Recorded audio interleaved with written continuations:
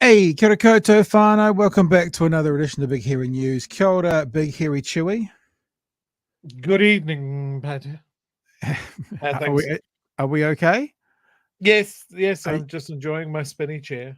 It's good to see you. Yeah, you too, bud. How's life in the hills of Dunedin? Sorry, I'm being handed a document. Penalty notice. Oh. Okay, I've been informed that I've been given a penalty notice by the Otago Regional Council. I should deal with that forthwith. I had that as well. I was, for about 3 years, I didn't pay any ORC fees because I was an idiot and I thought I just had to pay the DCC and it was all included, but it wasn't.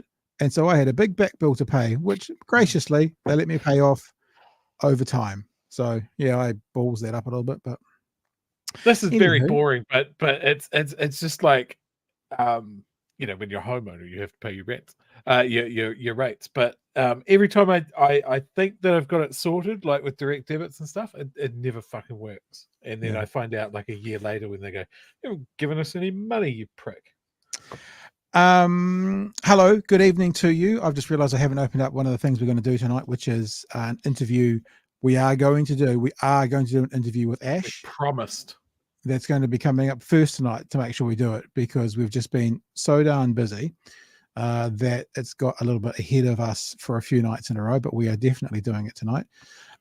Also want to say, and I've already put it in the chat, I know we've talked about it a lot for the last couple of weeks, but tonight is the absolute last chance, if you haven't done so already and you would like to help us at the New Zealand Podcast Awards. Now, I think that everyone still has a chance to enter, because it gets drawn tomorrow. So I assume that they'll cut off tonight, probably at midnight. That'll probably be what they do. So if you haven't done so already, then all you need to do is head across to nzpodcastawards.com or straight to .com/nominate. Put our name in there, BHN, Big Hairy News, whichever you like. Put your email address and put the link to the podcast. The link to the podcast is going to be in the chat. You can use any link, but we've suggested using the audio links because it's what podcasts typically are. So I've just put an example of an audio link into the podcast. Into the chat, which you can use as you want. And I guess tomorrow night we'll know. Look, I don't know if we can get there at all with with your help, because remember, we're up against RNZ and we're up against New Stalk ZB and we're up against the worst idea of all time, I think is what it's called, Tim Batt's podcast that has 10 million downloads. So one mention on one of those podcasts might flood it with more votes than we'd ever get, but we thought we'd give it a crack and we'll see if we can get it in. So you've got till tonight to get it in, and we shall see what happens. I reckon we got it. Like we've taken Swaziland, and that's just the first start of our campaign for global domination. New Zealand surely must fall to heel. Well, it will be interesting to see if we do have any votes from Swaziland. I mean, if we do, then probably it's a population of about 3 million. I think if we can get 10% of their population voting for us, then yeah, maybe we've got a chance. Maybe, just maybe, fingers crossed. I don't think we've got a chance. No, we've got a chance. We'll see what happens. We're scrappy underdogs. Scrappy underdogs. Get movies made. Scrappy underdogs. And the other thing I want to let you know about tonight, because these may be available next week, but they may not be. I'm not committing to it because I want to see how long it takes to get stuff sent out, and I don't want people's merch turning up after Christmas. If the postage feels like it's going to be too much, you might only have until this Thursday to order your last ever BHN OB merch down the bottom here. We had our first order today, Chewy, from overseas. heading off to Australia, I think. Some merch heading off to Australia. And you can see that, I'm not sure where maybe I'm in Australian dollars right now. Yeah, I am. Look. Yeah, you are. I am in Australian dollars. So this is Australian dollars. I don't know what I investigated someone asked me about sending to Australia, so I investigated it. So maybe it's just kept that in my cache. We've got the #1 podcast in Swaziland gear. We've got the Have Yourself a Very Beardy Christmas gear. We've got the for those who have power, equality feels like oppression gear. And of course, we've got the BHN gear. And as we've said all the way through, this is the last chance to get the OB gear, the original beardy gear. How we do this next year, that will not be available. So if you want to have that little Easter egg on your hoodies or t-shirts that some people won't know, but those of you guys who are here with us from the first day we started doing merch, then you will know that these people are original beardies. Sheesh, did you hear that noise? What was that? Sounded like anyway. Maybe it was just me. Ghosts. So today's show is lined up. It's really interesting. I was thinking about old Winnie, right? And it feels a little bit like, when Wills and Kate got married, Prince William and Princess Catherine, now whatever her proper name is, got married, and everyone was talking about Pippa's bum. Yeah, it was the dress that Kate's sister wore, and everyone was talking about her bum. And that was like, I don't know where this analogy is going, but I'm here for it.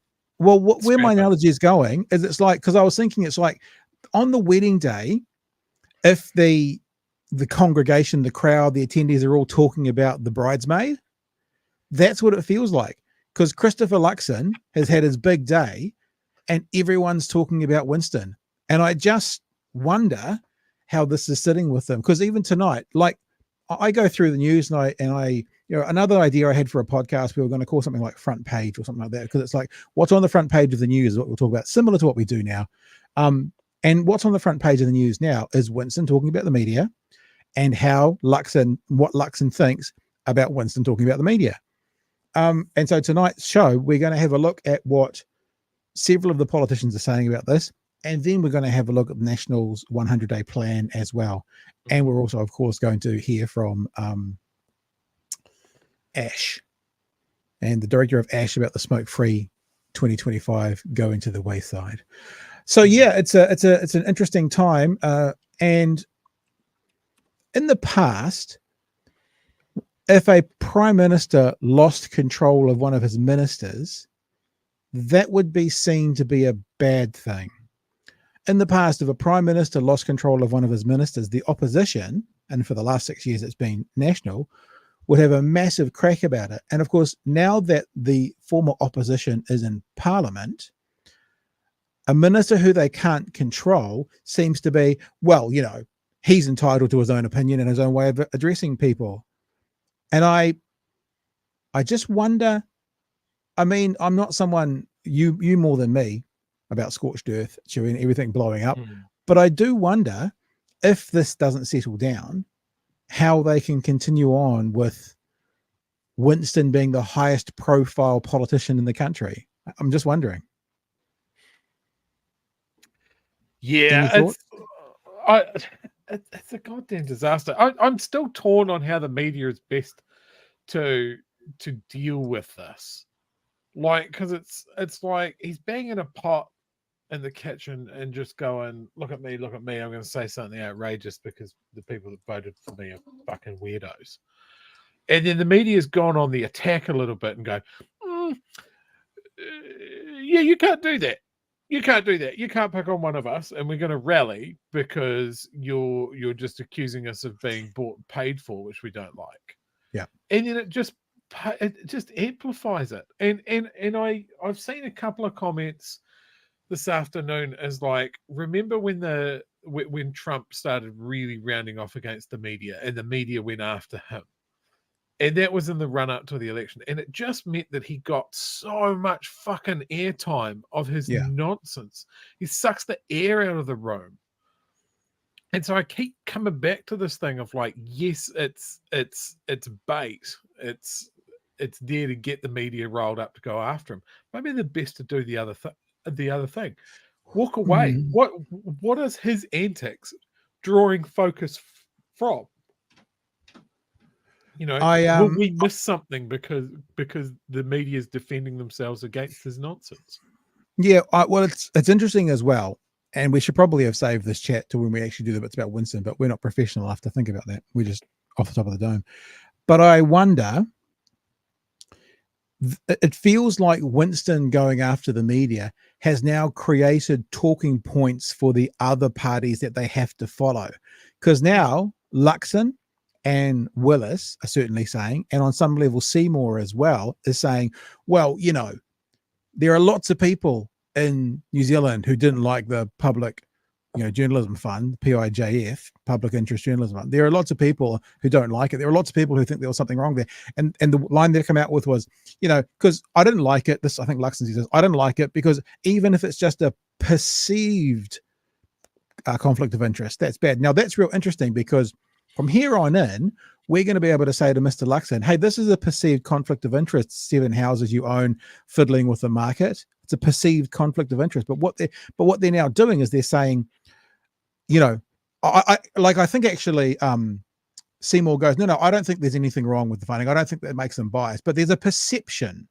And they're starting this, and the reason they're doing it is because of the narrative Winston has set. The smallest party of the three, you know, the one of the three leaders, yes, but he set this narrative and they're having to go down that path now. And of course, that follows on to the obvious question.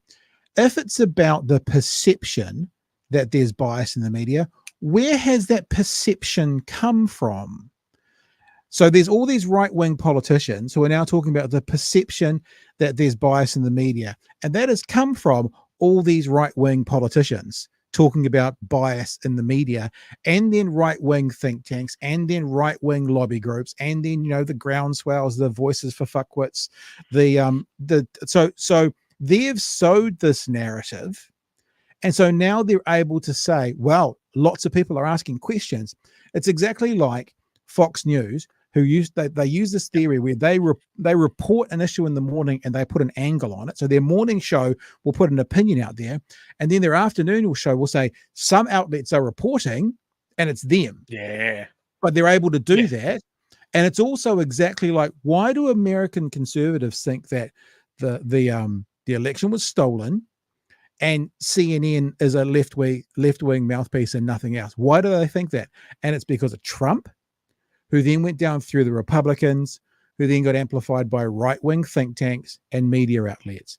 So it's exactly the same. It's exactly the same. It's the Republican model that they have sowed the seed of bias, and now these right-wing politicians, are using the seed to go, you know, some people are saying there's bias. I don't think there is, but if there's even an appearance of bias, that's not a good thing. And they're the group that sowed the seed, and now they're harvesting that seed that they sowed. So it's just fascinating to watch from the outside looking in. I think you're exactly right. And remember what I've mentioned a couple of times here is how much the National Party and their think tanks have been influenced by the Tory party in the UK. Mm-hmm. And that is the same thing. It's a corrupted media spitting out something like when I first saw people going on about the Public Interest Journalism Fund, right? It was literally counterspin media. It was Telegram groups. It was just some of the people that you just go, oh, these fucking idiots will just come up with a conspiracy out of anyone. And now you've got our deputy prime minister saying it. And at that point, like, we're talking about the erosion of,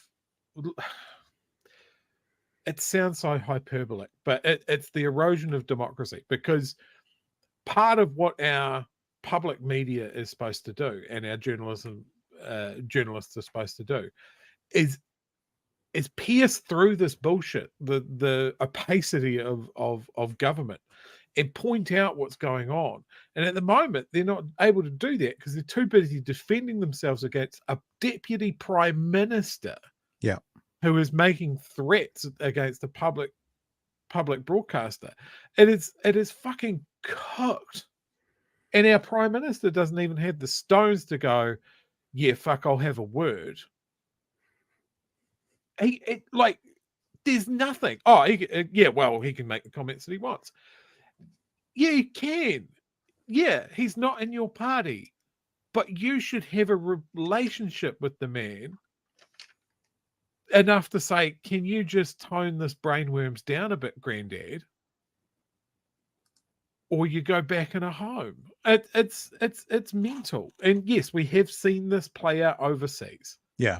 And it's great to be here in New Zealand and think, wow, that couldn't possibly happen here. Yeah, that's over but there. It has. You point out there's so many lobby groups, and it's that whole thing. Like you'll remember from broadcasting, the way to get people to remember something is to repeat it 3 times. Repetition. If you've got Groundswell saying it, the Free Speech Union saying it, and Taxpayers Union saying it, and then your Deputy Prime Minister says it, well, it must be true.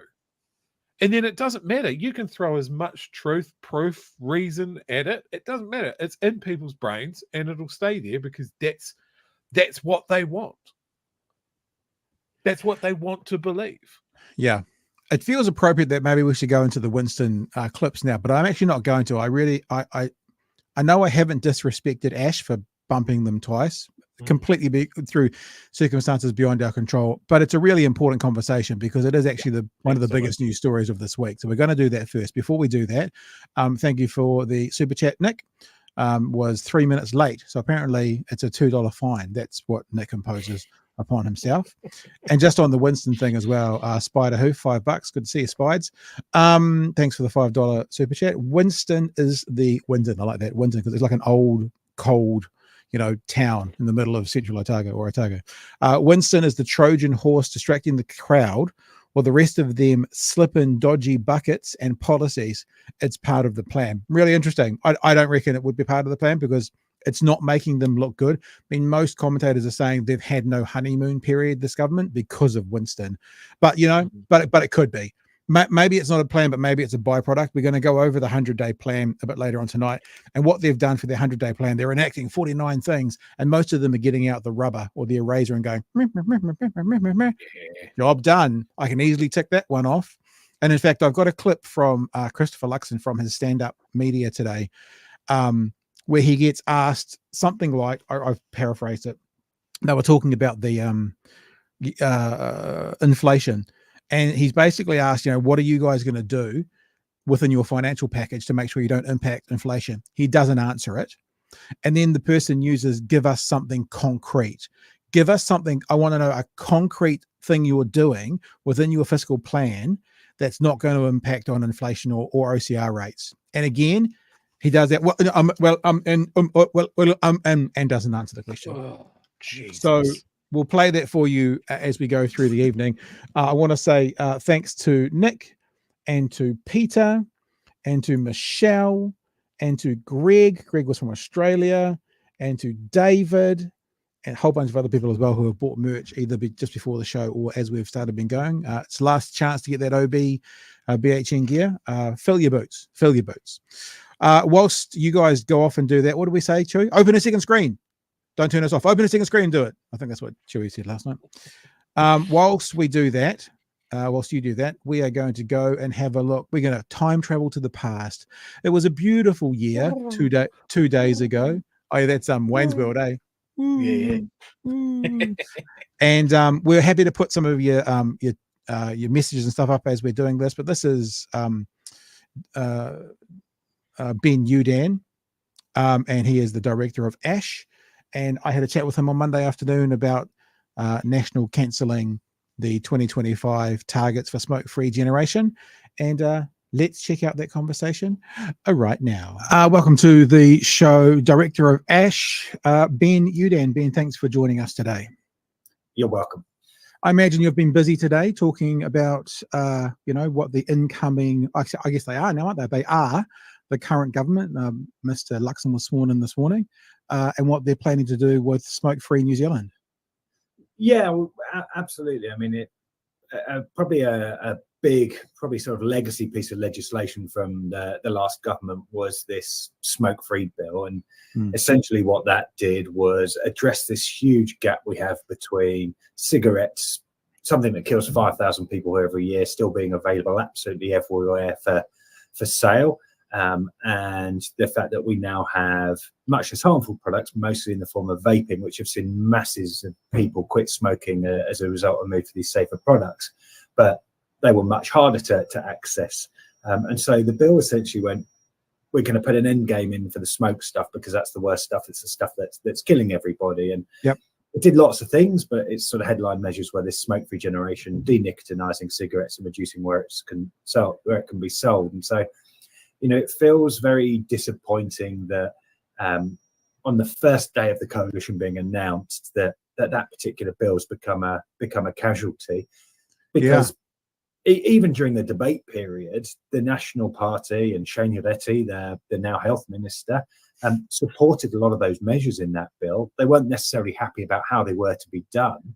And I just think it's very short-sighted to just sort of chuck it into the policy bonfire rather than perhaps look at how they could adjust it to achieve some of the same aims, but in a way that they felt more comfortable with or mitigated some of their concerns.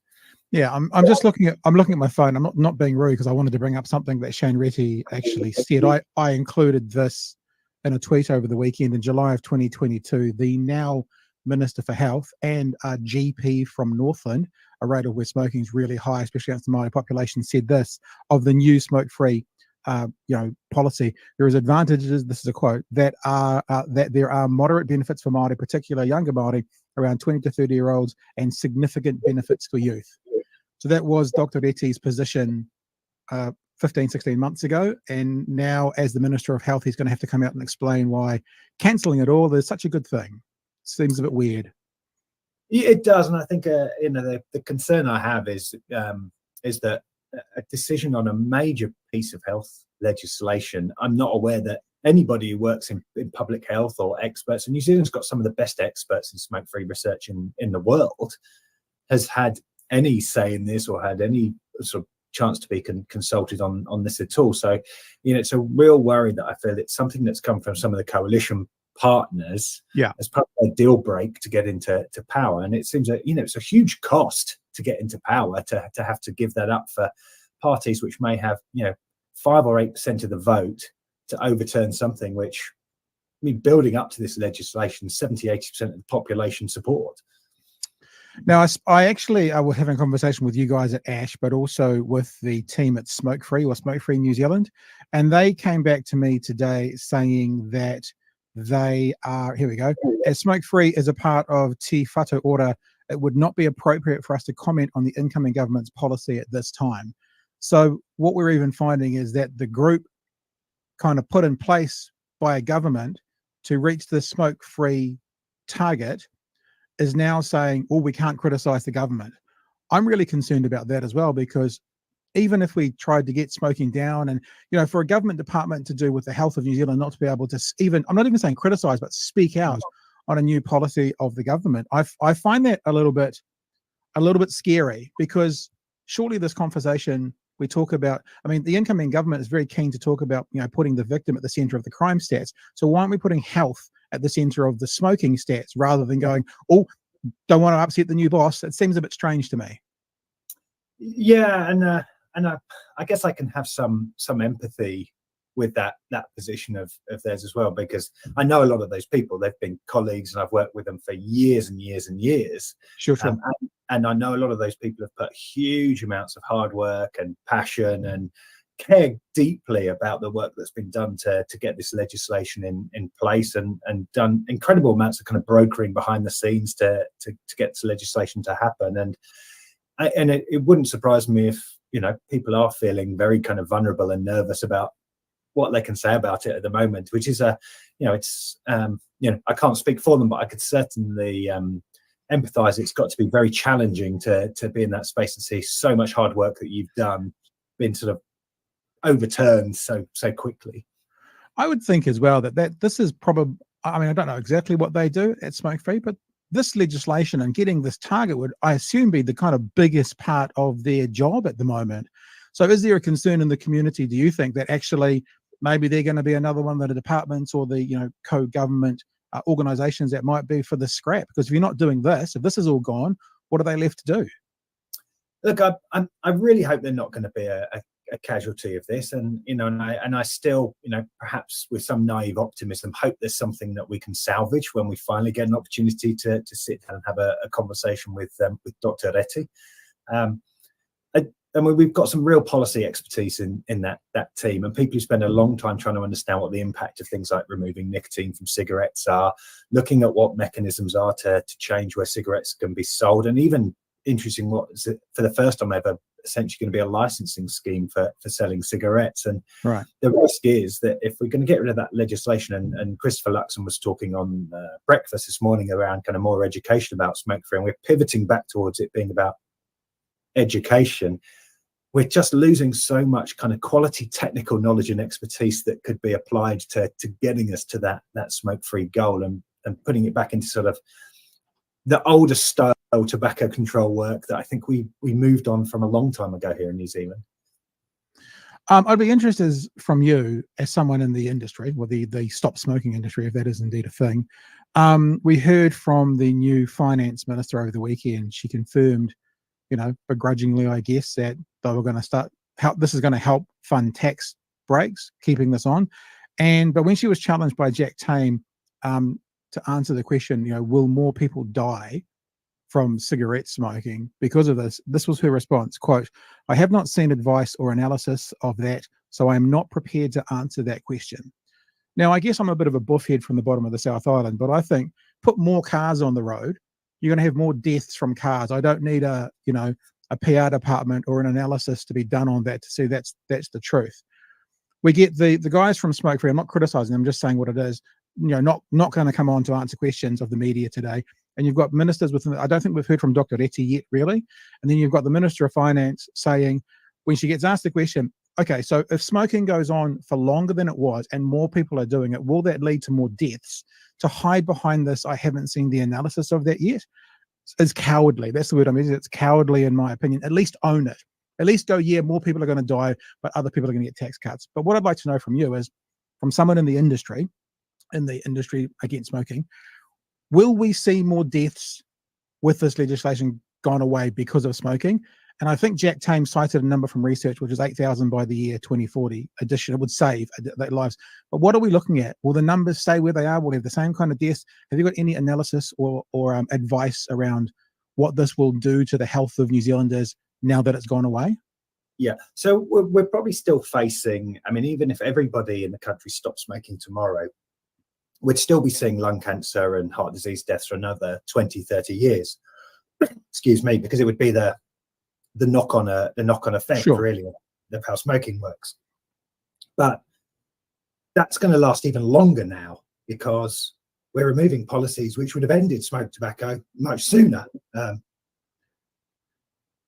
You have to excuse me, I've been talking about this all day and my voice is starting to fade. Sure. And so the other thing that she said that was very concerning was to suggest that removing this meant that they would protect tobacco tax revenue for slightly longer. They'll be able to afford other tax cuts. So essentially, 50% of the tobacco tax in New Zealand is paid by the poorest 20% of the population. And that's also the part of the population which has the majority, almost 3 or 4 times the number of lung cancer deaths than the richest, which is all smoking. And so it's essentially, it really, really concerns me that it's not even a sin tax, kind of taxing people who are addicted in the lowest income New Zealand's and are facing deaths from tobacco is being seen as a legitimate and potentially expendable source of revenue. And I think that is probably what the most worrying thing I heard from her comments was. Yeah, so they're giving tax take based on people addicted to cigarettes and the poor. And primarily that also impacts disproportionately the Māori population, and so they're going to keep impacting them by allowing this to still go on, and that's what's giving out tax cuts. So the people are dying literally to allow National to pay for their tax cuts, and essentially the cost of those people getting sick as a result of smoking will far outweigh any benefit as well, because that's a massive cost to the health system for another 20, 30 years, much of which could be avoided. If people want to find out more about ASH, ash.org.nz, I was thinking you've got a countdown to the 2025 goal. Is someone going to be updating the website and kind of deleting that today? Because obviously National has scrapped this official target. What's the story with that? Well, look, I mean, I hope we can still achieve it. We have seen record declines in smoking in the last 2 or 3 years, much of which is people switching towards vaping and less harmful alternatives to cigarettes. Yeah. I still, again, as I say, perhaps naively, have some optimism we can salvage something from this. And, I urge, and we're requesting and asking for Dr. Reti to meet with us as soon as possible so we can try and, navigate our way of not throwing absolutely everything out, but trying to salvage some good things and keep up as much momentum as we can. The director of ASH, that has been Youdan. Ben, thanks so much for joining us today. Appreciate your effort, your works, and your time with us. And good luck. Hi, you're welcome. I enjoyed talking. And here we are again. Kia ora whānau. There you go, Chewy. I mean, I've seen that. I did that. Any thoughts? It's I once again I come back to the absolute frustration of a group that has been involved in such a long-term project, like half my life. They've been trying to bring down smoking and succeeding in bringing down smoking rates in this country. Yeah. And at every step of the way, the tobacco industry is pushed back, and they have been effective. Remember, they didn't want plain packaging. They didn't want the warning signs on stuff. They didn't want to lose advertising rights. They didn't want to do this, that, and the other thing. Every single step of the way, and all the governments, all the way through, have pushed past that until now. Yeah. And it's because of money. Yeah, and worse, almost worse than that, as these parties signed on to this a few years ago. Like National signed on to it. So that goes to show the tail wagging the dog situation. Remember everything that Luxon said, warning people about voting for the left, how the Greens will be running the place and the Māori Party will be making demands and Labour will just be in the middle with all the policies that those two smaller parties want are being enacted. So the 6% party and the 8% party are getting to change a lot of the fabric of New Zealand. And we've talked about before how the left do these. I mean, I think Ben referred to it as a heritage policy. They do these big policies that change the country incredibly, and people then love them and don't want to give them away. That was the smoke-free target. And so you've heard me say this 100 times. The left make policy, the right respond to policy. And you'll see with that when we get to the 100-day plan, they're just getting out the eraser and going, boom, boom, boom, boom, boom. And there's nothing new. They're bringing out some of the oldies but the goodies, or the oldies but the baddies, but there's nothing new in it at all. And it's annoying me a little bit every time I hear, especially the smaller parties, talking about New Zealand voted for this change. No, if it's a policy being put through by the party who got 6%, New Zealand did not vote for that. 94% of the population did not vote for, the not that this is going to happen, but the Winston's Winky police. So yes, you're part of a coalition that can now make changes, but it's like I was saying the other day about politicians being brave and honest enough to go, yes, this will end up with more deaths, but this is why we're doing it. Just be honest. Media, be honest with these people. How can you say New Zealand wants this directional change when it was a policy from ACT who ended up with how many? 11%? Something like that. Yeah. So how can you say that? But they're not. So it's frustrating me. I think going back to what you said as well, I mean, there's so many layers to this. Like, if you want to talk about a perceived conflict of interest, you've got so many people with ties to the big tobacco company and companies of this current government. So it's very easy. You draw a straight fucking line to Chris Bishop. And so that's easy to criticize. I think they've signed in increased tax rates on tobacco, because of course they have. Because it's a revenue gathering exercise. But the tobacco companies still want to keep selling. Like, even if they take a hit because smokes are getting more expensive again, at least they're looking at, well, these kids they'll pay for more expensive smokes, and that's better than us not being able to sell to them at all. And the dairy owners are like, well, yeah, it's a profitable product. It keeps us open. That's why we want it. We don't give a fuck. And then when they're talking about, we want the lowering rates of smoking to continue, we're not going to do anything about it. But in the same breath, they'll talk about vapes, which again are sold by big tobacco as well, because they're not idiots. They're like, well, what's going to replace our horrible toxic product?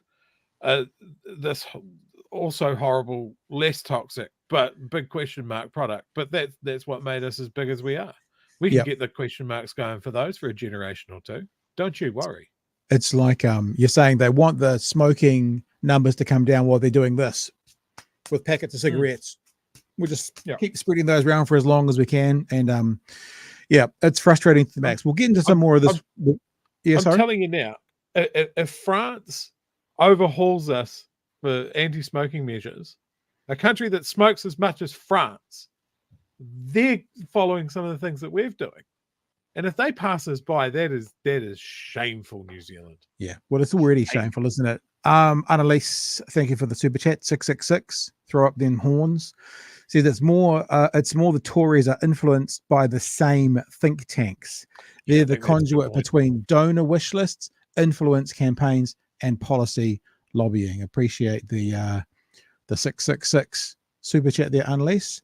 Speaking of super chats and people who support us, I want to thank our patrons right now. I haven't done this for a couple of nights because I apologize, but I kind of ballsed up the billboard, which we show on many nights. This billboard here, this is there, that one, the billboard. And for some reason I saved the wrong one, so it took me a little bit of time to go through because we've had a raft of new people sign up this month. So I may have read these names out before, but I just want to say to these people who have all joined this month, November alone, to Dean, Mitchell, to Sandy, to Zane Hambley, to Glenn's with a Z on the end, to Luke Tracy, to Joe Shaw, to Rochelle, to Kiwi Skirt, to Taha Alwash, to Jake, to Mark Roxburgh, to Lost Soul, to Andrew, to Rain Dewhurst, to Justin Maxwell, to Ruben Tikoiti Mead, to Raina, to Lurchie, and to Zach Meyer. They're all November additions to our board. So thank you very much. Apologize, I hadn't said it already to you guys who joined up this month. I know I said something because I remember saying, Jake, once before, because how can you not enjoy saying that? If you are interested in, I guess, speaking of supporting us, and thanks to the Triple J, John, Justin, and Jordan, who in the last 20 minutes got themselves some merch, maybe because they decided they had to get in with that OB gear before it disappeared. If you want to be a part of what we do and a part of our Patreon, then all you need to do is head to patreon.com/big hairy nads. No, news. It's news these days. We changed it, didn't we? Because it was offensive. Yeah. Okay. We are going to get to, quite simply, one of the greatest freeze frames we've ever had on this show. Ooh, that's a big sell. Nah, tell me. It's a good one. It is, man. Yeah. I'll take it back a little bit. I'll take it back a little bit because she actually makes a cute little noise where she's like, and then she keeps on going. I really like it. We are talking a little bit about how Winston, the bridesmaid, is taking all the pressure, all the focus off the bride, being Mr. Luxon. Someone's got a Photoshop of that, Mr. Luxon in a bride's dress. And Christopher, now I kind of feel on some level like Christopher Hipkins should kind of keep his mouth shut, because he's lost and he needs to kind of go away for a little while and yada yada yada. But in saying that, he made, like someone said, to Luxon today, well, Christopher Hipkins said this, and Luxon sort of rightfully so said, why would I care what Christopher Hipkins said? Why would I be taking advice from him? And like, I don't agree with Luxon, but I kind of get the point that you've just decimated this party. You've got a massive win over them, maybe a little bit of I understand where he's going. But anyway, Christopher Hipkins came out today talking to Breafast, and I've taken it back so you can get the little noise as well, from Anna Burns Francis, and talked about there's actually a technicality here where maybe Winston Peters is actually breaking the law with all his conversations. Shocking. With all his conversations and his criticisms of the public broadcasters. Let's have a listen. The moment. I suspect you're referring to some of the comments that we've seen publicly around Winston Peters attacking the freedom of the press and making false claims about the independence of public broadcasters? Absolutely. I mean, Winston Peters, Christopher Luxon really needs to rein Winston Peters in. This is the Deputy Prime Minister in the government making some baseless, false allegations. They're pretty outrageous allegations, actually, about the media being bought off. That's incredibly damaging to the public integrity of New Zealand's fourth estate. Bearing in mind that the Public Interest Journalism Fund was actually set up while Winston Peters was Deputy Prime Minister in the previous government, and he supported it at that point. So he's all over the show. But actually, there's also a potential that Winston Peters is breaking the law here, because his comments around TVNZ and RNZ, effectively giving them public instruction on what they should be doing, almost certainly falls foul of the laws that are very clear that ministers shouldn't interfere in their editorial decisions.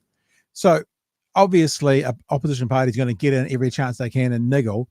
But if that's true and accurate, then it's just another slight against Christopher Luxon going, I think Nicola Willis literally says in one of these clips, oh, that's just Winston being Winston. Like, I think she literally, boys will be boys, that kind of thing. And if it is a technical law breaking, for those leaders to be taking that path, it's even worse. We've got about 60 more seconds with him. I'll just keep going, Joey. Yep. How much of a concern then is it that these comments have been going for a number of days now? I think it's very concerning that Winston Peters is making these comments. I think it's even more concerning that our new Prime Minister doesn't think that they're sufficiently serious to warrant any intervention on his part. In fact, if Christopher Luxon is going to show leadership as Prime Minister, he should be stamping down on these straight away. They're wrong, they're baseless, they're false, and they're actually very dangerous to the integrity of our democratic system. The problem is his comments now have have rippled out into a wider effect. The reaction from the public servant, Andrew Shaw, calling Peters part of the worst gang of thugs, was that an appropriate comment for a public servant to make? No, it's certainly not someone who's on the board of New Zealand On Air who allocated that funding, and he's resigned, and I think that was the right decision for him to have taken. So no, he shouldn't have made those comments given the role that he held. I have to say I have some sympathy for the comments. That doesn't mean that they were acceptable for him to make those given the role that he holds or has held. Sorry, I cut him a bit short, didn't I? So that's what Leader of the Opposition said. I've got a few clips here of his actual coalition partners and what they're saying about it. If there's nothing, you can jump in now if you want to, but if there's nothing to jump in with yet, I'll play each of these. Mr. Luxon's from his stand-up, and then I've got one from Seymour and one from Willis. They're all a bit shorter though. What are your thoughts? Look, I think I see what you're saying, that maybe Chippy should have just given them enough rope and stayed out of it. I'm going to disagree with that. I think we need to see a fight from him that we didn't see until very late in the pre-election campaign. I think he needs to stomp on Luxon's nuts every opportunity that he gets. But he's got to come correct. He's got to come loaded for bear every time. He has to point out every piece of chaos that comes out of this Cerberus cabinet room that they've got. Every time that the Prime Minister is not in control of something, every time a minister is not across what they should be across, every time they don't answer a question from the media. Like I saw Willis today sort of almost preemptively blaming what's coming on the fact that Labor have spent everything and they've let rats and mice in the budget and all of this sort of shit. And then excuses already. Yeah, like what? Oh, I'm not going to go into it.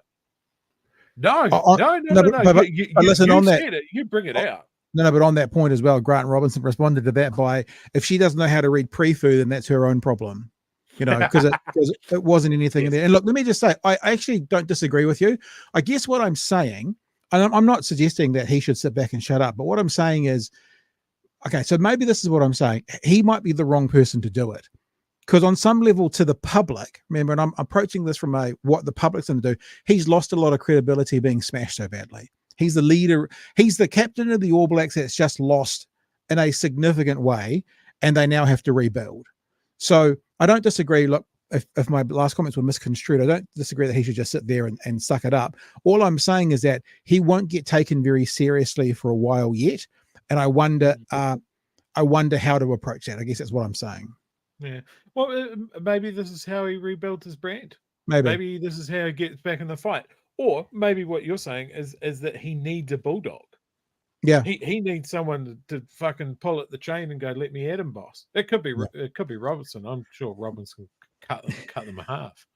All right. Well, let's go on. This is a little bit longer. This is a couple of minutes, this clip, but this is his first post-cabinet press conference. And of course, all of the questions were about Winston Peters. Let's have a listen to what was being said by Mr. Luxon about Mr. Peters. By now, you would have seen comments that Winston Peters has made over the last couple of days, ones that you're swearing in, and then yesterday, sitting right next to you around the cabinet, around media being bribed by the $55 million fund. Is that, what's your thinking around what he said? Is that something you agree with? Have you talked to him specifically about these comments? Well, look, it's not the way I would describe it, but I actually also don't support the fund either, as do many New Zealanders. They don't think it was a good idea. See, this is this line. Many New Zealanders don't support it. And this is what I covered off at the start of the show, that why don't they support it? Because they've been fed bogus information from the likes of right-wing think tanks and on some level, the National Party ACT and New Zealand First. So they're going full circle to pull those seeds now that they've planted to go, well, the public have spoken and they don't like it. Well, why don't they like it? Many of us don't, and I would be one of those people that didn't think it was a good idea. What I'd just say to you, though, is that we are now in a coalition government. We have 3 parties in this government. There will be different personalities. There will be different ways of expressing things. It may not be the way that I would express everything all the time, but it's important that everyone understands that, because actually what we are united behind is making sure we sort out the economy, sort out law and order, make sure we deliver better public services. So yes, we're going to say things in different ways as different leaders and as different members of that team in a coalition government, and that's fine. That's acceptable. Have you had any conversations with him? Have you had any conversations with him about potentially reining in the language that he's used, and then specifically about his comments about TVNZ and RNZ and their use? So think about this. If this was any other minister, if it was a National Party minister, do you think Luxon would just go, it's fine, whatever he wants to do? And this is the thing that people are talking about. He's going to lose control of that room. Maybe he has done already, because even though you're in a ACT party or a New Zealand First party, you are still one of the Prime Minister's ministers. You're the government. Yeah, and he's basically cucking again right here. I know I've used that word lots about Christopher Luxon in the last week or so, but he basically cucks again here, where he basically goes, you watch. Use of today, essentially coming close to breaching the cabinet manual there, according to Chris Hipkins. Have you had any sort of conversation with him about this? Well, no disrespect, but I'm not taking any lectures from Chris Hipkins. I mean, I haven't actually heard what he said because I've been trying to focus on sort of sorting the government out. But what I'd say to you is he wasn't giving direction with those remarks, and I think people would admit that that was the case. But what I'd say to you is, look. Just a word of warning, he still doesn't know Winston. I would never, Mr. Luxon, try and tell New Zealand what Mr. Peters would happily do or not do, because he's likely to do the opposite. Like if the media go to Winston and say, well, your Prime Minister says you'll happily retract that and make it, and Winston might just be going, no.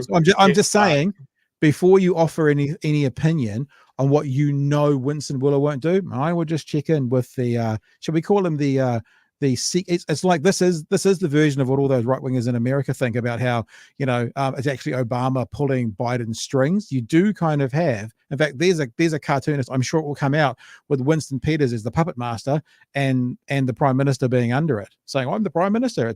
It's actually sort of what's happening. The reality is Winston Peters and I talk many times a day, and we'll continue to do so. We'll just stay on this for a second. Yep. Do you find what Winston Peters said acceptable? Well, it's not the way that I would have expressed it, but You'll be surprised to know he doesn't answer the question. understand the frustration with the fund, as many New Zealanders do as well. As Prime Minister, Sorry, Mikey. you said this as Prime Minister.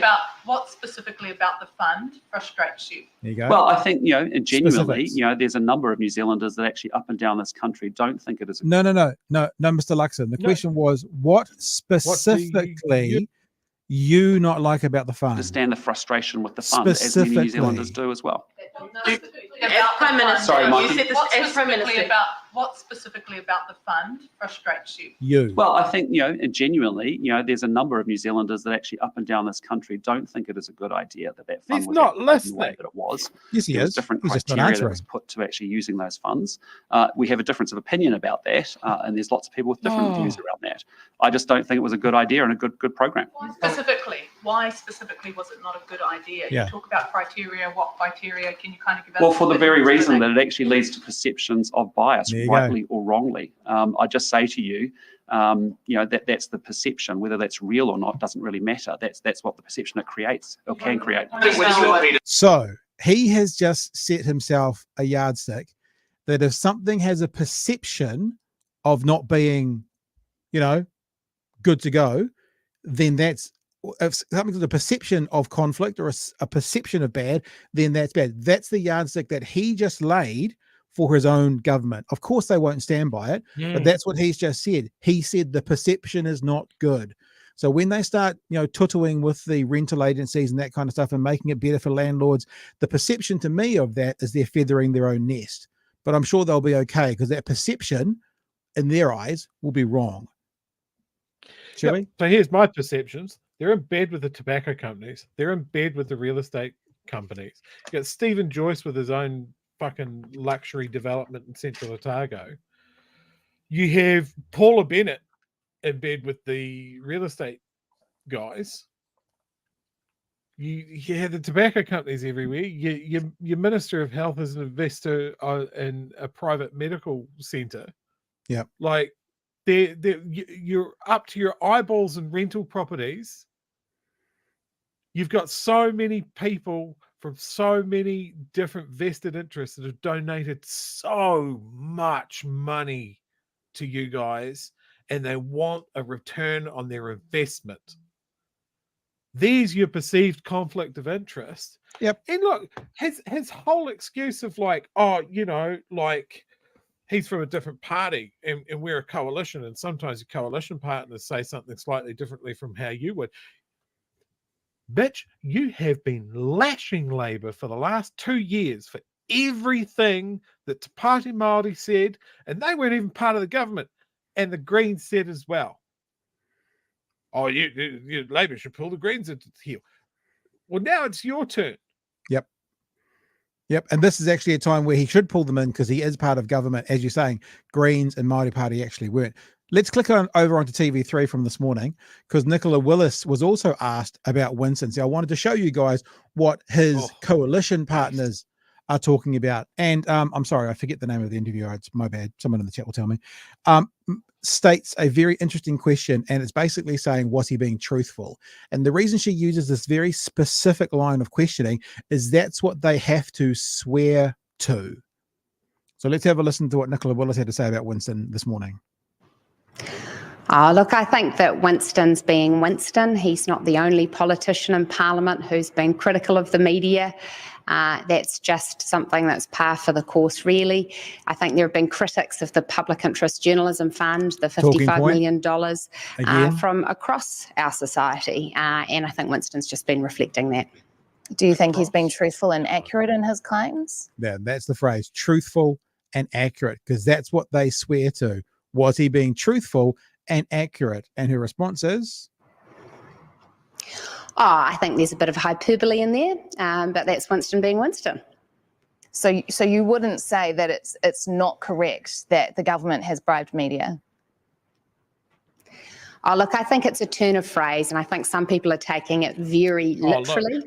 I think what's at issue is a policy which Winston Peters disagrees with, which I think David Seymour has said that he disagrees with, that many people disagree with, that involved a $55 million fund for journalists, and which created a perception from some that was the government influencing journalists. So tick perception, tick many people are saying, but truthful and honest, wouldn't answer that. Wouldn't answer that at all. So that's what she had to say. And I've got one more, and this is old Rimmer on News Talk ZB. I'll play this and then we can have a bit of a chat about it, Chewy. So this is David Seymour on News Talk ZB talking to Heather Duplessis Allen. How do you feel about Winston stealing the show, though? Well, it depends on your view. I suspect that will be some people's view, apparently yours, but not everybody's. Just make the comments about what he said. The Public Interest Journalism Fund was very silly policy. Probably the worst thing about it was that whether or not you believe it's true, for a lot of other people, it created the perception that the media had been, I guess, distorted by public money and the conditions that came with it. And that alone is why we've always opposed the Public Interest Journalism Fund. I just make the point that even Labor think. Just be clear on what he said. That alone is why ACT opposed it. So that alone was many people say and perception. So now David Seymour has set up a yardstick that things that have a perception of a conflict of interest should be opposed, because that's just what he said about this. Because he said that alone was the reason ACT opposed this. Figured that out and stopped it, and it was actually gone before the government even changed. Was the media distorted by it? I personally don't believe that they were. I think there's a lot of frustration with media right around.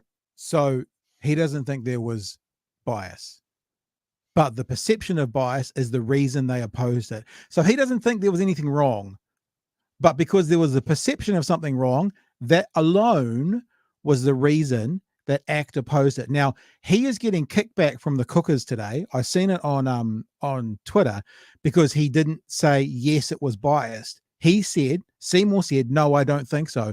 And on Twitter today, all over the place, there's like, he sold out, he's done this, he's done that, purely because he didn't say that it is biased.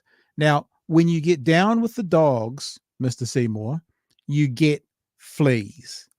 It's the same as all these people. If you don't stay 100% on side with the conspiracists, if you deviate by 5%, then you are the enemy, and you are now the enemy to these people that needed you to say there was bias.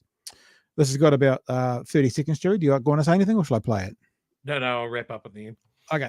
Around the world, but I always just make the point that $55 million over 2 years in a $1 billion industry, the idea that all the journalists in New Zealand were corrupted by 2% of revenue, for me, doesn't pass the sniff test, but it certainly has created a widespread perception. I've heard it many, many times, and I think Winston Peters is reflecting what no doubt many people have said to him as they have to me. Yeah. Perception. Many people think what the many people have said to us, and they're all singing from the same song sheet. So what's happened is they've had the PR team figure out a way to try and deal with this. They've sent it out to all of them, and all three parties, well, no, that's not true actually, because Winston's doing whatever the fuck he wants.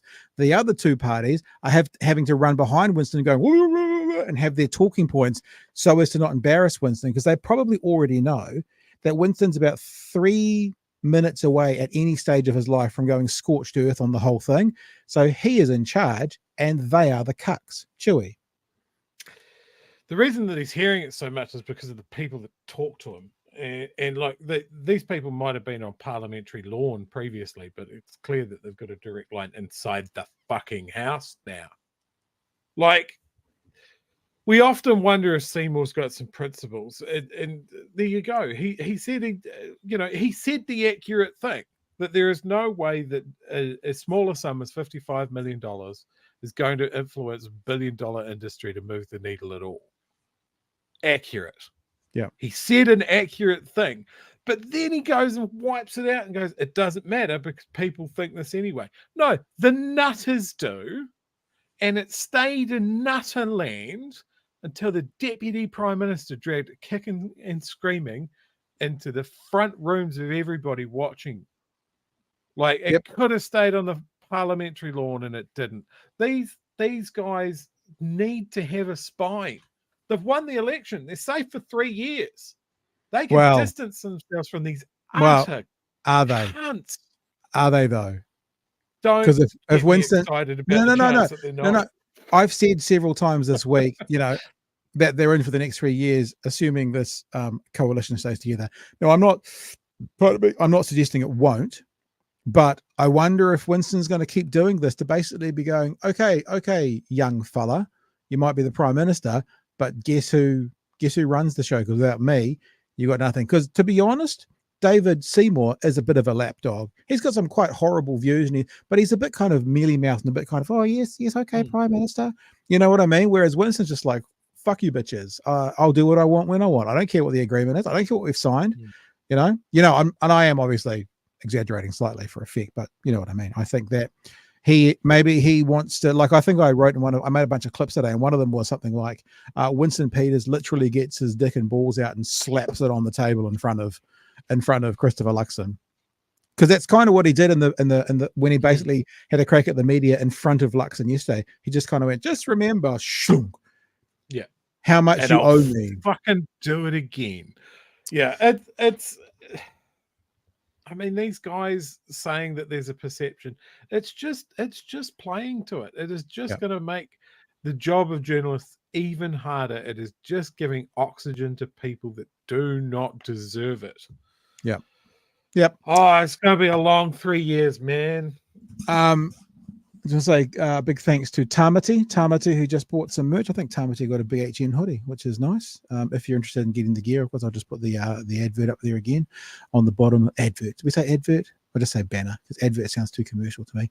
And also, Anakihi has sent us a super chat that says, unfortunately, Chippy is all bark, no bite.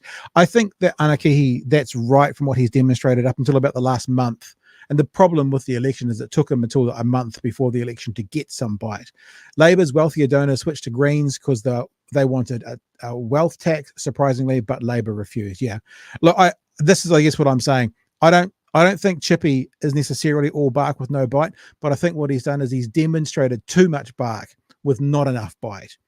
And, whether he's the leader in 12 months from now or not will probably depend how much bite he does show, as you were sort of saying, Chewy, beforehand. Also, Alex, I haven't pre-read this. Hope Alex hasn't done anything naughty in his message.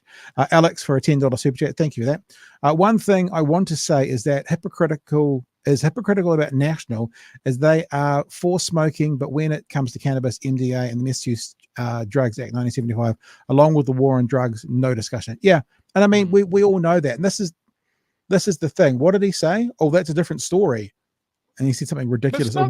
Beautiful word. It's absolutely not, because all of the people who are fighting for, like, oh, we should be able to do what we want with our bodies. Okay, cool. Heroin's up for grabs then. P's up for grabs then. Sticky tar, marijuana, cannabis, whatever, THC, gummies, whatever. It should be all up. I'm doing it to my own body. Should be all up for grabs. You can't kind of be in. It's like the free speech thing. I don't believe in a free speech purist, because there are always tethers on free speech. Just phone up the Prime Minister's office and threaten to kill him. See how much your free speech stands up for there. Don't do that, by the way. But the example I'm giving is there's no such thing as an absolutist. Yeah, don't put that. An absolutist when it comes to free speech. And it's either all or it's hindered. And it's the same for this, right? So, and a lot of people would say, I'm not going to cite this as research, a lot of people would say that marijuana is less harmful than tobacco. A lot of people use marijuana in a much more recreational way, a couple of times a week rather than 20 a day. I don't think people are smoking 20 or 30 joints a day. It all comes back to the same thing, Pat. The reason that marijuana is illegal is because Big Tobacco wanted it made illegal. Yeah, it was a competitor. Yep. 100%. And so we get the fucking reefer madness bullshit, and ever since then it's been a morality parade. Yeah. And it's been good for police budgets, and it's been good for Big Tobacco, and now we have this really weird paradigm of like, oh, you can have some drugs, you can have booze and smokes, but nothing else. Yeah. And look, I'm not a drug taker. Look, if it was all legal, I probably wouldn't touch it anyway. Not for me. But I think internationally, when you look at countries like Portugal's always held up as like taking drug addiction as a health issue. It's much more success rate in controlling stuff around it. And when you look at America, of all places, Yeah. you know, the places that came up with the war on drugs that are like letting states legalize cannabis. Like, I'm heading to one of them, Colorado. Nice. And, one of the first. And they're making bank off that, and it hasn't increased social ills to the degrees that the naysayers said it would. It's exactly what you said. It's hypocritical. Yeah. It doesn't pass the sniff test as far as like, oh, well, we'll follow the evidence and all of that sort of stuff. No, you're not. You're following the same old broken morality, and it doesn't stand up to the other things that you're saying. And this is what we're going to get out of these guys. It's this mealy mouth, both sides of the mouth talk. It's the like, well, what about this obvious connection? No, I'm not going to go into that. You know. We're going to move on to the next story, which is about the 100-day plan. We're going to start back at the press conference. I just want to play you a clip. It's only 60 or 90 seconds. And I wanted to play for you this clip because one of the reporters asks him about, you know, the financial decisions you're making in those first 100 days. Are they going to add to inflation? Are they going to be an issue for OCR rates? And then he doesn't answer the question. And then the second question is, give us something concrete. You know, I want something concrete that you can show us as to why it won't add to inflation. And again, you might be surprised here, but Christopher Luxon can't find anything. What he starts talking about, and I think this is mentioned in the news story as well, like we've always said, they talk about, it's just like the 100-day plan has a thing about it's to initiate the first step towards. It's not actually 100. It's not actually 49 things. It's rubbing lots of things out. And it's things like, we're going to begin, we're going to start, we're going to hold. It's very, very kind of weak with any detail, as we've expected from National for the last 18 months. And this, again, I just wanted to show you one clip when he gets asked to specifically talk about it. Like he was asked, what specifically do you not like about the journalist? He couldn't come up with anything. Again, he doesn't come up with anything. I'll just play it for you. I mean, before since you become Prime Minister, you said, well, a lot of inflation is domestically generated. So prior to Christmas, what are the concrete things you're going to do? Well, we've got 3 more cabinet meetings. Now, remember with Luxon, he's already repeating himself. You know that for Luxon, that's a sign of him not knowing what to say. He's starting to list off cabinet meetings as one of the things you're going to do in a fiscal plan to not raise inflation. Sorry, I'll try not to interrupt. A lot of inflation is domestically generated. So prior to Christmas, what are the concrete things you're going to do? Well, we've got 3 more cabinet meetings. We've got a schedule outlined for the 4th, the 11th and the 18th. And one of those things is making sure that we are actually getting very intentional and we're driving the wasteful spending program and getting the wasteful spending out of the system. That is what we're committed to doing. That's a meeting. But no, it's not a meeting. No, it's not a meeting. It's actually 3 meetings. What are a couple of the things you're going to legislate or really drive? Well, what we've talked about is that we're actually going to make sure the Reserve Bank has the single mandate. We'll make sure that fair pay awards, which are actually adding cost to businesses and therefore actually causing some suffering to businesses I like it how he's now just blatant. It's suffering to businesses. Doesn't care about the suffering to the workers, but suffering to businesses. It's not a good thing. We're going to get rid of that. We're going to make sure that we make progress on the 90-day trials, which we think actually creates more labour market flexibility. We're going to deal with resource management and repealing that act immediately. So the concrete things that he is now listing is all the things from Labour that they're deleting. So he still hasn't actually said anything that they're going to implement or do at no point yet. He's talking about delete. Before Christmas, so that we can actually free the country up to make investments that it needs to make in infrastructure. So it's a series of things, but be under no illusion, as you heard the Reserve Bank governor say today, and I met with him yesterday, it's very clear that we are united on a goal of going after inflation. He can only go so far if we don't have our fiscal situation sorted and under control. And that's why we need to go through government spending. We'll have a very big focus on that, which we will also kick off before Christmas as well. Austerity. So the last thing was we will have a look at the books. So meeting, delete, start looking at the books. They're the concrete things that National was going to do before Christmas to not affect inflation or the OCR rates. Concrete, Joey. They're the concrete things. So he is not very good at this. Look, he could have just gone austerity. We're rolling out so much austerity you wouldn't even know. Yeah, we know it hasn't worked overseas, but Business are hurting. Business is suffering.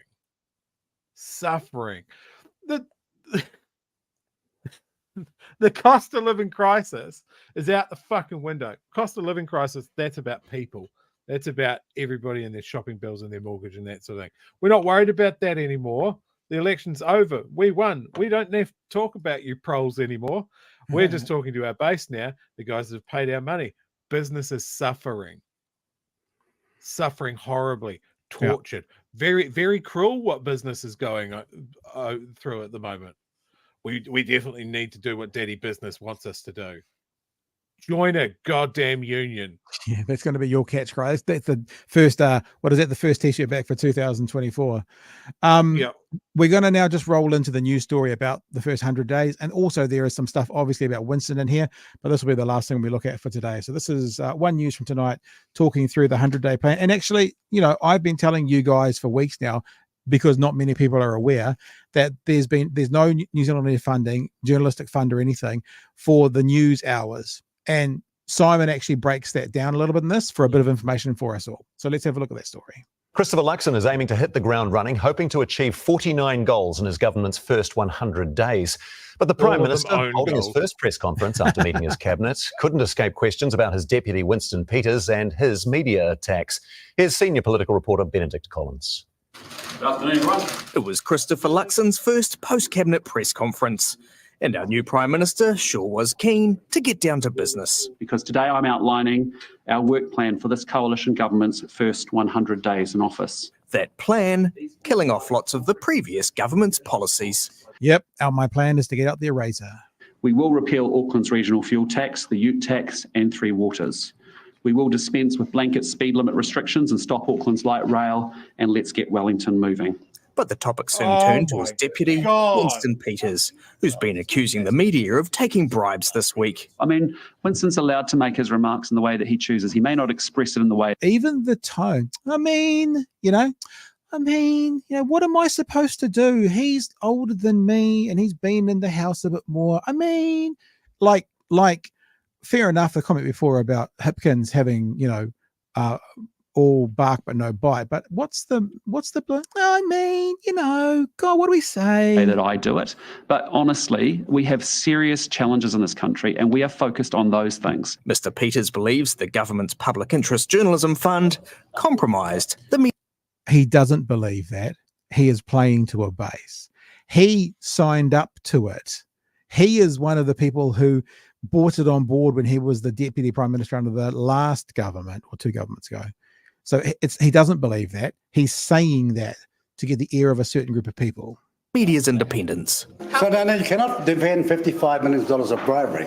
Get it very clear. He even upstaged the PM at his first cabinet meeting yesterday. Before you ask one more question, tell the public what you signed up to get the money. But Christopher Luxon doesn't like the fund either. Well, for the very reason that it actually leads to perceptions of bias, rightly or wrongly. I just say to you, that's the perception. Whether that's real or not doesn't really matter. Well, this has been a pretty messy start. So that's even one step further. He's actually saying it doesn't matter whether the perception is right or wrong. Now, I said to you guys last night, we need to have a long memory because this is the yardstick they've just put out. It doesn't matter if a perception is right or wrong. That's enough to be making these decisions on. So we need to remember that when we come up with a perceived, perception on something that they're doing, because in this instance, it doesn't matter whether they're right or wrong. They're going to make the policy change anyway. To your new government, isn't it? With public health officials appalled about the smoke-free changes that you're making, with your deputy prime minister making these bribery allegations? I disagree completely. I think we actually have formed a coalition government. It'll be different from what you've seen before because we've got three parties involved. We've got a range of personalities involved. Chris Hipkins says, I told you so. I was concerned that a national New Zealand First Act government would be a coalition of chaos. I wasn't quite expecting them to prove it so spectacularly so soon. But some who know Winston Peters say there's a method to his madness. What he's getting to is his own supporters who would hold those sort of conspiratorial negative views. He's reassuring them, But if they didn't get everything they wanted in the coalition agreement, they've certainly got him there speaking up for their viewpoint. But he says Mr Peters' behaviour could pose a problem for the Prime Minister. But in the longer term, if this continues, he can't afford to be seen as just a sort of a bystander. He is the head of government. Mr Peters is his deputy. Something Christopher Luxon is probably well aware of. Benedict Collins, One News. All right, just before we bring in Benedict live, let's take a closer look at the fund the Deputy Prime Minister has issues with. Created in 2020, the Public Interest Journalism Fund was $55 million over 3 years. It aimed to shore up public interest media as the pandemic hit and advertising disappeared. Yeah, so like I've been saying, it saved a bunch of outlets, especially small ones. You know, like they were talking about the Greymouth Mail, I think, today, because they had no advertising dollars coming in and everyone would have lost their jobs at the end of the pandemic. We would have had 10% of our media left. By New Zealand On Air, organisations had to show that what they wanted to do would be at risk without the funding. Criteria included a commitment to the treaty, but NZ On Air says those criteria weren't absolute and it turned nobody down over the treaty clause. Names you'd recognise received funds: RNZ, Stuff, NZME and Discovery New Zealand, alongside many smaller players such as The Spin-Off and Farmers Weekly. TVNZ Farmers, hang on. Farmers hate Jacinda. Farmers applied to get money from the Public Interest Journalism Fund. What's going on here? What's going on? Received funding for Q&A with Jack Tame, made clear in each program and previously already funded by New Zealand On Air. It also went to children's show News to Me. Not funded this program, One News, or any of the other news and current affairs programs made by TVNZ. All right, let's bring in senior political reporter Benedict Collins. What's New Zealand On Air had to say about all of this, Benedict? Well, of course, one of New Zealand On Air's board members actually resigned yesterday after returning fire at Winston Peters. On social media, they basically accused Mr Peters of being a liar, of being malicious and in the pocket of big tobacco. So they're now gone. But in a much more sober statement from New Zealand On Air today, they told us that newsrooms always had complete editorial independence. They said they'd funded around 92,000 pieces of content, and they said there's not ever been one complaint that has been upheld around bias in relation to all this funding. And they also said no one who received the funding has ever complained about being muzzled. A busy few days, not quite the start the new government would have wanted for their first week. No, I mean, they've got off to a bit of a shocker, haven't they? I mean, they've been furiously criticised over these smoke-free changes that they've made by public health officials. And it's not a great look when your brand new health minister is effectively parroting lines from the tobacco industry. And they've also got now Winston Peters, kicking off. They're having to deal with that. Not great. But from National's perspective, as one National Party insider told me today, it's not like any of their ministers have crashed their car and been taken down to the cop shop. So they're keeping this early turbulence in perspective.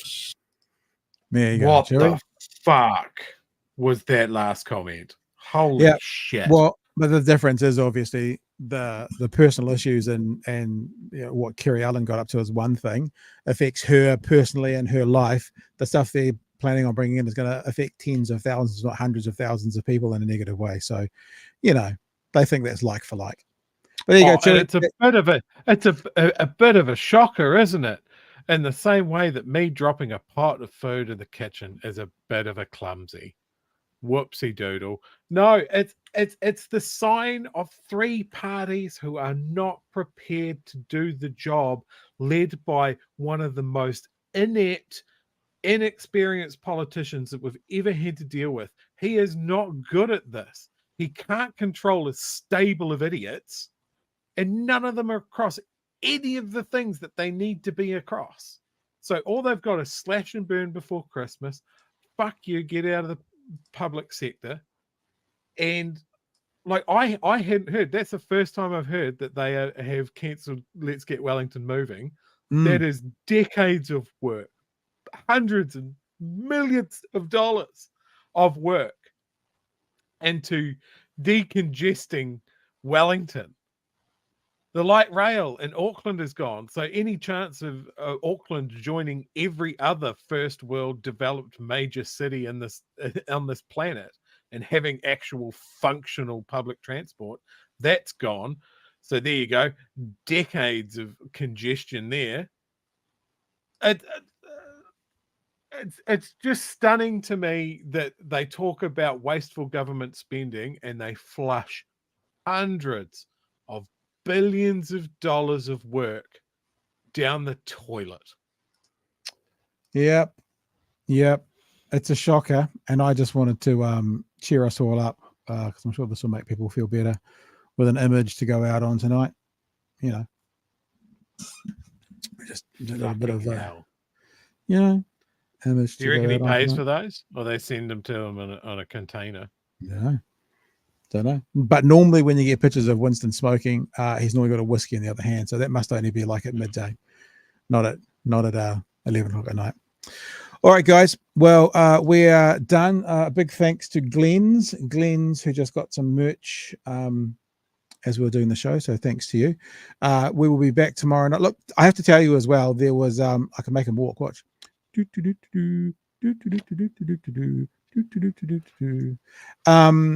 There was a lot of news around today. There was some really good interactions between Moana Maniapoto and old what's his name on Bomber's show last night, Damien Grant. We might get to that tomorrow night. We're just too full tonight, and I wasn't going to bump Ash again.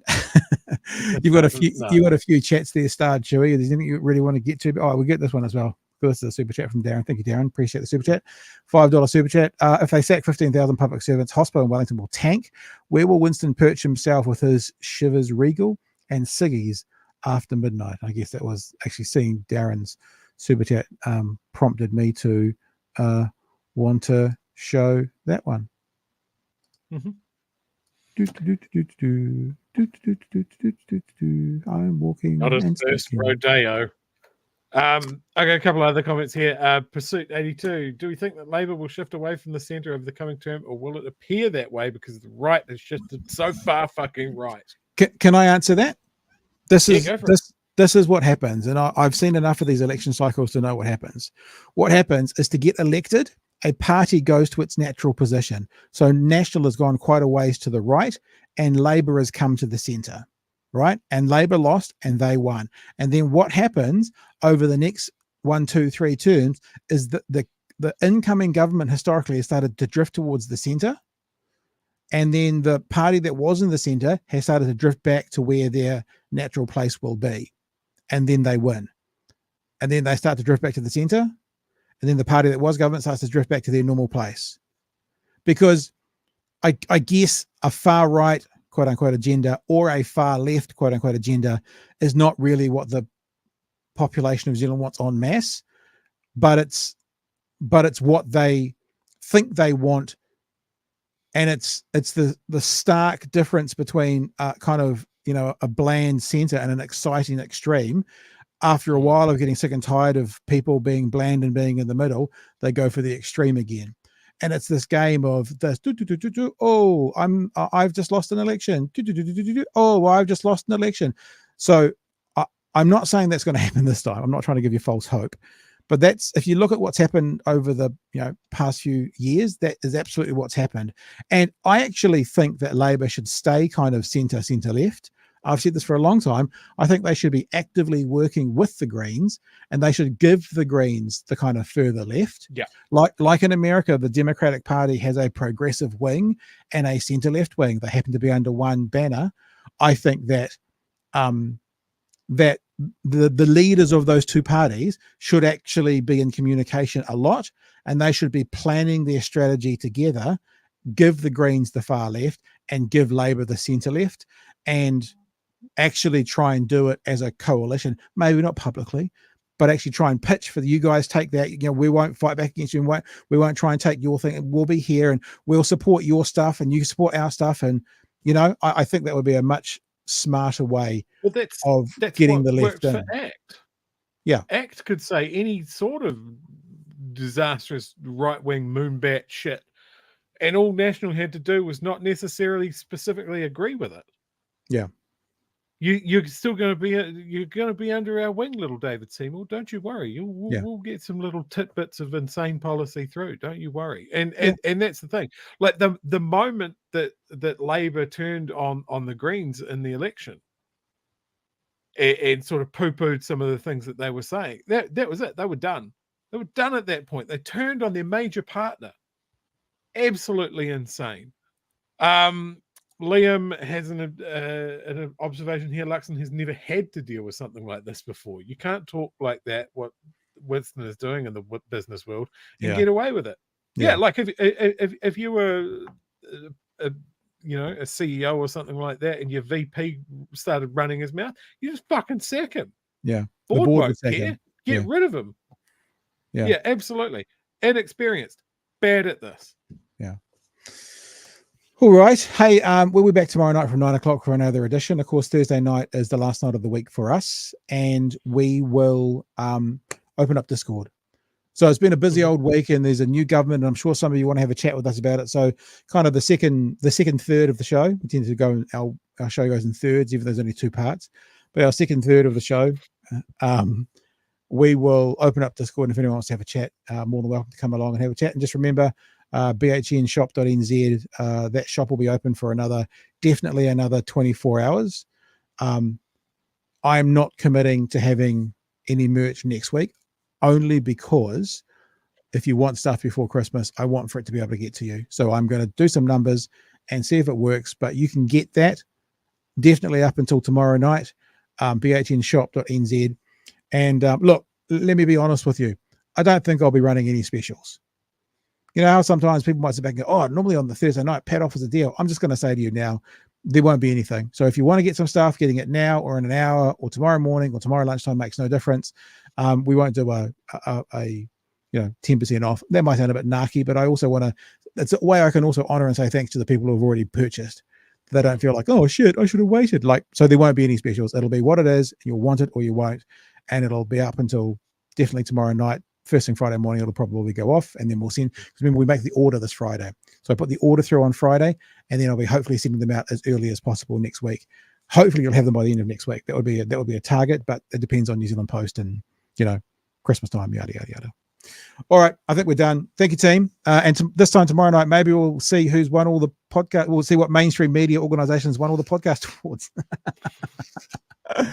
And thanks for your support. Thanks for being with us. We'll catch you tomorrow night from 9 p.m. That's us for now. Catch you tomorrow. Hooroo. Cheers, man.